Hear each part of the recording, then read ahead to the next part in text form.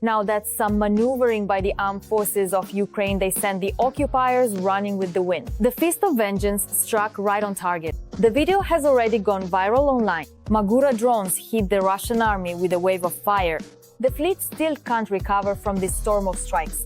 Putin went for it. They found something in the drones. No one expected this. All this and more in our episode Hellpoint. The armed forces of Ukraine wiped out the elite of the Russian army. They were the ones responsible for the assaults in Donetsk region. Our forces found a weak spot and struck with a force like never before. The entire leadership of the 8th Army's headquarters has been wiped out. The soldiers are terrified. They've been left to fend for themselves. Putin is panicking, dragging young people into the army. More details on this in the following report. The building has been destroyed, the headquarters eliminated. A day later, details begin to emerge about the recent strike by the Ukrainian armed forces on Russian military facilities in the occupied territories. The General Staff has confirmed a hit on the command post of Russia's 8th Combined Arms Army. The building there was really blown apart. The soldiers were sitting there having a meeting, but they probably won't be doing that anymore. They'll probably say again, Donbass is being bombed again and so on. At the same time, the Ukrainian Armed Forces Command notes that the strike was delivered right during a work meeting.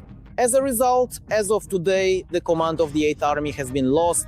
Local commanders are trying to maintain the situation, but the usual centralized leadership is absent. No operational planning is being conducted. It is clear that the target was the immediate rear. And of course, it was precisely the immediate rear, the operational rear, that was targeted in order to weaken the enemy in the occupied territories, in the Pokrovsk and Lyman directions, to truly disrupt their supply lines there. At the same time, the General Staff of the Armed Forces of Ukraine has not fully disclosed what exactly was used to carry out the strike. Meanwhile, panic is already spreading in Russian Z communities. Yesterday, Russian war correspondents suddenly started photographing the outline of a missile. Someone caught it flying by and began to shriek, asking, "What's going on? Those are Taurus missiles flying. Taurus, how does Ukraine have Tauruses?" I took a look. It looks like a Taurus, but not exactly. Of course, I'd like to believe it, but to be fair, when those Z war correspondents in Crimea started wailing that they were being hit by ATAC MS and we didn't have any such information, remember that was when Biden secretly transferred them, and that's when it all started. Well, let's see, we'll wait and find out. The assumption that the strike was carried out with Taurus missiles is based both on the extent of the destruction and the target that was hit. After all, as it turned out, not only the leadership of the 8th Army died under the rubble, but also the newly appointed Chief of Staff, Ruslan Goryachkin. So this missile punched right through the roof, all the way down 9 or 10 floors, and exploded in the basement, meaning everything down there was completely buried. Yeah, there are a lot of Kias, a lot of WIAs, but not many wounded, because once again, I'm telling you, the blast was so powerful, the pressure and everything. But what's interesting is that it turned out this wasn't just a random moment, there was a reason it hit right then. Turns out they were watching and targeting the place. At that time, the acting commander of the 8th Combined Arms Army was there. Analysts also point out another detail here. Goryachkin, holding the rank of colonel, was serving in a position meant for at least a lieutenant general, if not higher. As a result, there is a severe shortage of officers in Russia today. To confirm this information, Izvestia reports that the Kremlin plans to reopen about 15 military academies that were closed after the collapse of the USSR. The program is planned to run until 2034 and includes the opening of 15 academies where officers will be trained as pilots, tank operators, medics, and also specialists in drones. And in the media, an unprecedented campaign has already begun to recruit yesterday's school graduates into the ranks. The motivation is standard: money, respect, benefits. There is also a separate reminder that this is your only chance to make it in life. What goes unmentioned is that it's also a chance to die.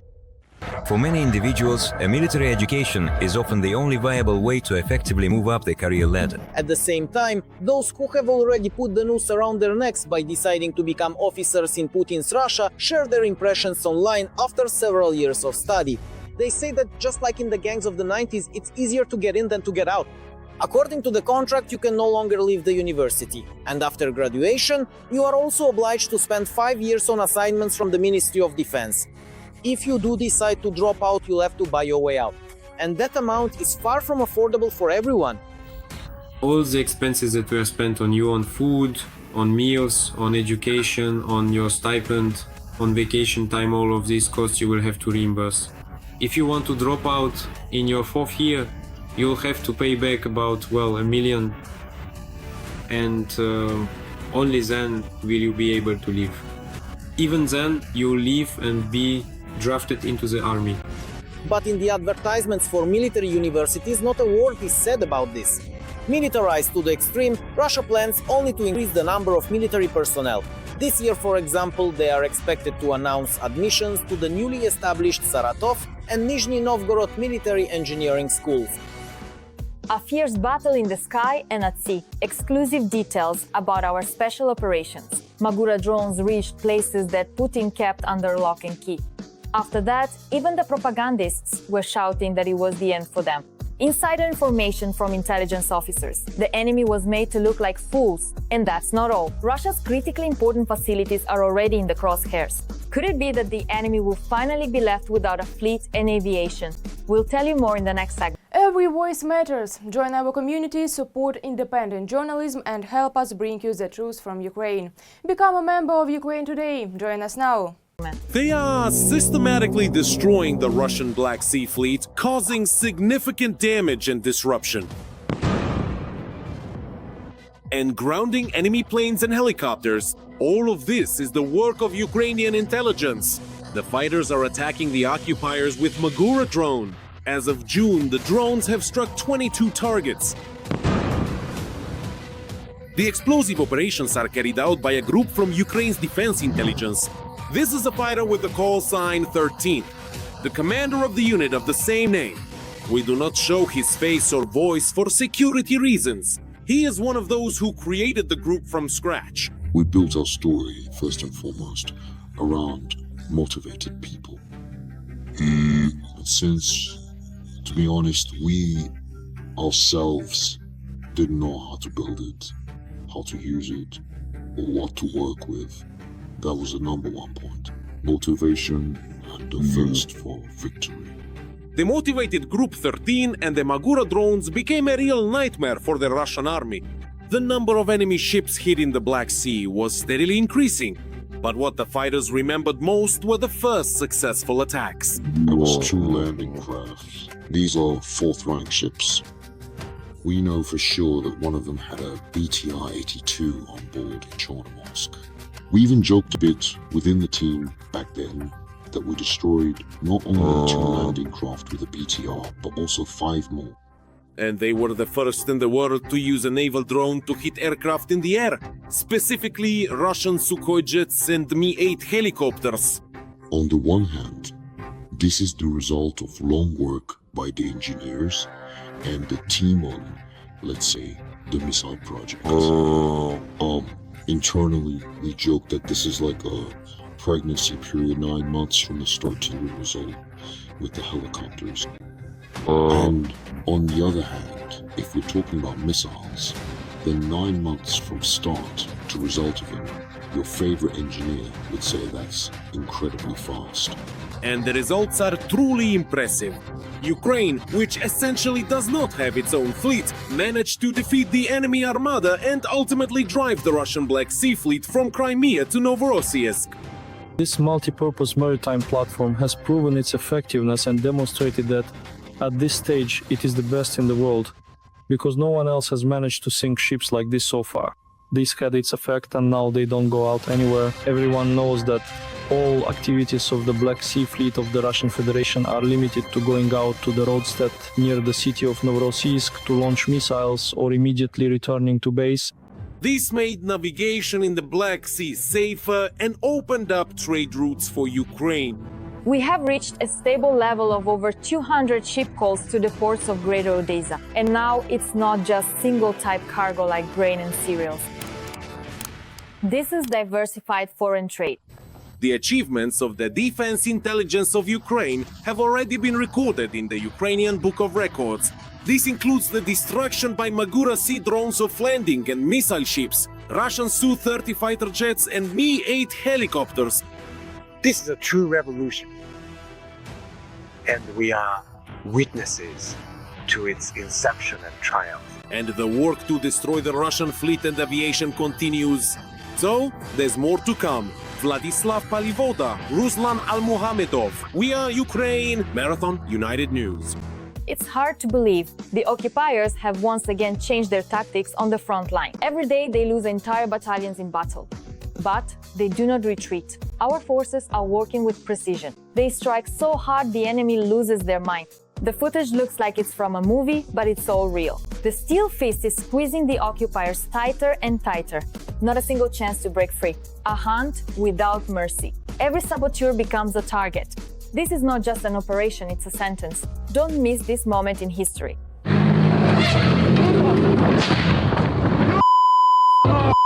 Pokrovsk direction. Reconnaissance troops from the Rubish Brigade are trying to reach their position. You might not have noticed, but just a few centimeters from Anton's face, an FPV drone flies by and explodes right behind him. It was like in a movie. I just saw this slow motion shot of it flying straight at my face. I don't know how that reflex worked, but it did, and thank God I'm alive, and so is my comrade. We met Chaika and his fellow reconnaissance soldiers a year ago in the Kharkiv region, when Russia launched another offensive there. We filmed these shots in Liptsi, a suburb strategically important for the defense of Kharkiv. It was absolutely crucial to hold this settlement. If the Russians had managed to capture it a second time, artillery would have once again reached Kharkiv. Two of these three guys are no longer with us this year. Both Vitaly and Andriy were 21. Professionally, we dream of becoming a hero of Ukraine, either posthumously or not.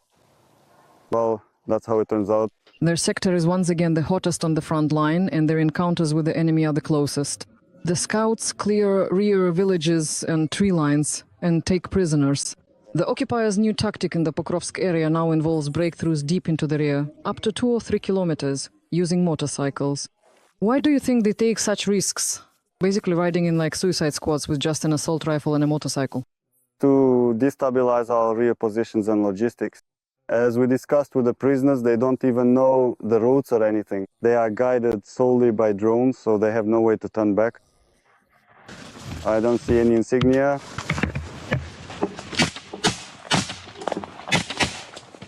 These are shots from the body camera of one of the scouts. This is already the final stage of the operation to capture a Russian saboteur who has been living in the rear of the defense forces in the Pokrovsk direction for about a month. Why do you think this person caused significant damage to all the defense forces? A month? Well, that's quite a big target. Yes, even at some operational level he was causing considerable damage, because every movement of equipment he heard, every movement of personnel he reported all of it, and we heard everything. Surrender. I'm surrendering. That's it. I'm coming. What did you say? I'm surrendering. Damn it. Hands up. Damn it. Hands where I can see them. Damn it. Raise your hands. Damn it. We started clearing the houses. We carried out filtration, meaning we talked to the civilians. They also gave us some operational information. We wounded him. He fought back with grenades, meaning he put up a real fight. He was offered to surrender twice. Come out, damn it! So I can see you. No? Screw you, then. That's it, damn it, that's it. He had quite a heavy bleeding, and there were traces on the leaves and the grass. We just picked up his trail and followed it. And at one point, he just came out to us himself. I think he was looking for his ammo, which he had stashed somewhere, or for medical supplies, because he was pretty badly wounded.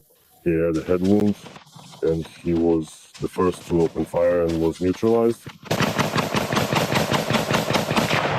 That's it, enough, he's done. Stop whining, you bastard. You should have surrendered, you son of a bitch. In your opinion, have the prisoners changed? You have quite a lot of direct and offline contact with them. More or less? No, they're all the same. They're just contact soldiers and they are mobilized ones. But at this stage, there's no difference between them. They're all the same. They're just younger ones, older ones, some are convicts, some are not. Why do you think they come here so brazenly, basically, like suicide squads, going so deep with just one rifle? This is a new Russian tactic. Given their seemingly endless human resources, it generally works quite effectively. 70% of them are eliminated either by small arms, artillery, or drones. But about 30% of them manage to get somewhere, take up some position, start digging in, and then they can carry out assault tasks in our rear.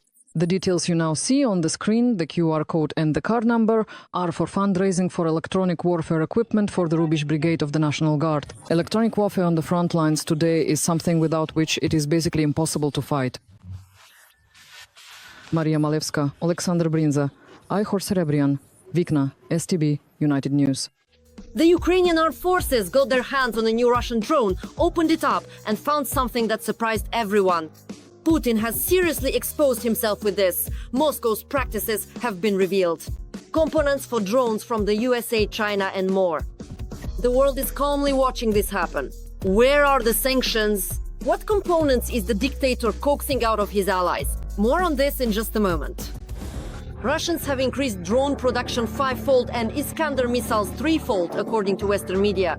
And we feel the effects of this every night.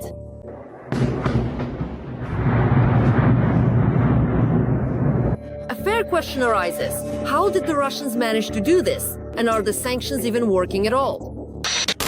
Up to 400 Western components can be found in a single Shahed drone. This is according to the Security Service of Ukraine. These are truly disheartening numbers in the 4th year of the full-scale invasion. The Russians obtained Shahed drone technology from Iran back in 2022. Now they mostly assemble their own Jaran drones in Yelabuga or Izhevsk. These drones are black, and it is mainly these that have been used to attack Ukraine since 2023. But recently, a grey drone was shot down in the Sumy region. Its color, assembly, and the marking with the letter A indicate that the drone was manufactured in Iran. This is the first instance of an Iranian strike UAV being used since the end of 2022. The Shahed has been significantly upgraded. It was equipped with a video camera, an artificial intelligence system, and machine vision. For guiding the strike UAV to the target, for optical navigation, for providing a feedback channel between the operator and the drone, for possibly confirming successful fire damage, for conducting reconnaissance. An example of another improved cooperation because they are learning from each other. Narrator: how to modernize weapons, how to bypass bans. Tehran has adopted Moscow's practice of masking the origin of components. Nazar, this Kintex. This is from Universal USA, but they started erasing batch numbers and production dates so that it would be impossible to trace the origin. Iran didn't do this at the beginning of the war. Narrator: experts who examined the drones found about 50 components from the US, 3 from China, and others from the Netherlands, Switzerland, and Japan. But the Russians, due to sanctions, are now forced to look for substitutes for their assembly. We see specific components that have become unavailable, particularly those from the United States of America. Instead, they started using components usually manufactured in China or supposedly in Russia, although in most cases it's the same Chinese product, just labeled Russia. Narrator: our specialists study Russian weapons every day. In the drones that flew toward the capital, as many as 16 CRPA antennas were found. These are devices that help bypass electronic warfare systems. That is, to shoot them down, you need to deploy 16 jammers, not 4 as with the first Shaheds. Yevhen Sitnichenko. At the moment, 16 is not the rule. That's the maximum we've seen, but it's not the theoretical maximum. Narrator: and the Russians are also cutting production costs to make it more mass-produced. Olena Chernyakova: this is a board from the American company Virtex. On the market, it costs about 16,000 euros. And for example, if you multiply that by 16, you get a hefty sum. That's why the Russians decided to replace them with analogs. Narrator: on Chinese marketplaces, boards with similar markings cost about $500. And that's not the only option. Olena Chernyakova, and this is actually the Chinese analog. We can see from the marking that it was made in the 30th week of 2024. All these parts, all these components were taken from shayeds that literally a month later were striking Ukraine. Narrator, about 80% of the components in Russian weapons come through China. And this is the biggest challenge for Europe. Beijing refuses to respond, claiming that they are not supplying anything military. Countries in Southeast Asia are reacting in a similar way. That's why the EU is now conducting additional checks on clients. This policy has made it possible to stop the supply of servers from India to Russia. Last year, we saw a sudden increase in the transit of these products through India and Russia. That has stopped. The company involved in this is under sanctions. But I just want to share some additional information with the Indian authorities to make sure they are closely monitoring so that this trade does not resume. Narrator, Ukrainian officials, for their part, regularly share data with partners about components found in Russian weapons. Alexander Kuleba. We blocked the supply of 250,000 servo motors that were planned to be delivered to Iran. This made it possible to reduce the number of drones produced by about 60,000 units. Narrator, integrated circuits, microchips, memory cards, the things we have in our smartphones or tablets, once they pass through Russia, all of it becomes a weapon. It's impossible to completely stop the supply chains, but it is possible to reduce them. Alexander Kuleba. Sanctions, and more sanctions. And you can't, on the one hand, talk about supporting Ukraine, and on the other hand, not strengthen the sanctions policy or fail to monitor the enforcement of already adopted sanctions packages. Announcer, the EU has extended the term of sectoral sanctions for another 6 months, but they are still seeking a compromise to adopt the 18th sanctions package, which is supposed to limit Russian earnings from oil and hit the shadow fleet. But while politicians in Europe are deliberating, the Russians are earning millions every day for war. Olena Chernyakova, Maxim Klopotov, Ukraine Marathon. The only news... Daria Gutskelu. Now it is not so easy for the enemy to strike. The drones fly straight into the trap. Terror rains down from the sky, but our defense is moving to a fundamentally new level. These unique structures have already been dubbed the tunnels of life. It is in them that the soldiers find salvation. How does this system work and how is it built? Watch the following report to find out. Yuri Lozenko. Here in the Sumy region, enemy drones fly around the clock. Every trip out could be the last. That's why a new engineering line of defense is appearing right here. Alexander Kuleba. Just now, 2 KVs flew by. Many drones now, a whole lot. Yuri Luzenko. This is an anti-drone tunnel. It's being built by soldiers of the 47th Separate Engineering Brigade. In a week, they construct dozens of meters of shelters. The material is mesh with UV-resistant additives. It's lightweight, but it can withstand hits from FPV drones. Yevhen Sitnichenko. In 7 days, we shot down 7 drones during attacks on our personnel. And in this case, we already have instances where a drone attacked a vehicle and struck it. But thanks to the mesh, let's say, it softened the impact, and neither the vehicle nor the personnel were harmed. Yevhen Sitnikenko, from the shelter, please. Drone. Click from the shelter. Yevhen Sitnichenko. And there's the mesh. Yuri Lozenko. The mesh is tough. It's almost impossible to tear it by hand. The tunnel is long enough for a vehicle to pass through or for soldiers to take cover. Serhi, it's divided into 2 types. So where tactical level roads are blocked, this is the kind of option you'll see. It's about 5 meters high above the road level, above ground level. There's also a type 2. This one is for operational tactical level roads. That's where there might still be mine plows. Similarly, a tracked vehicle with a welded-on grill can still ride on a mine plow. And there we set the height to 6 meters. Yuri Lozenko. The enemy already knows about our tunnels, so they start shelling the areas right after them. But that doesn't stop the engineers. Serhi, we're military, we have a mission, so based on what we've been assigned, we try to, well, like we ask, allow us, we want to try it this way, it'll be faster, it'll be more interesting. So the conclusion is if it gives even a 1% chance that the mission will be accomplished, that means the whole personnel will be saved. Of course it needs to be done. Yuri Lozenko. Anti-drone tunnels are not armor and not a wall, but they are additional protection. And every meter of the entire structure can save a life. Yuri Luzenko, Vitaly Bakumenko, Army Television Ukraine Marathon United News. Darina Hutskelu. That's all from me for now. This was me, Darina Hutskelu. Even more scorching news from the front in our next broadcast.